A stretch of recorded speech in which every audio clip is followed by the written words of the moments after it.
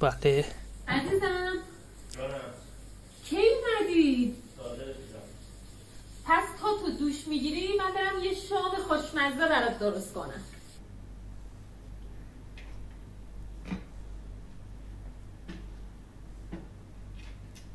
عزیزم هنوز تموم نشد؟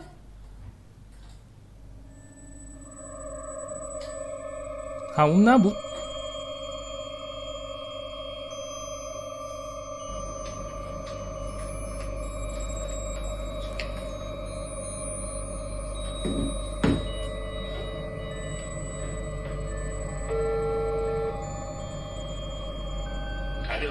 الو سلام. کجا رفتی پس؟ چطوری؟ خوبم. کجا رفتی تو؟ یعنی چی کجا رفتی؟ شوخی گرفته؟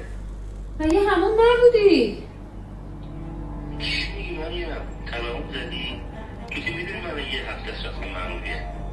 الان خیلی دستم بنده قد میکنم رو برم با مرموزه به زنگ میزنم. چقدر ترسناکه خودت. جالبش اینجاست این داستان بر اساس واقعیت بود. نظر خودتون رو برام کامنت کنید.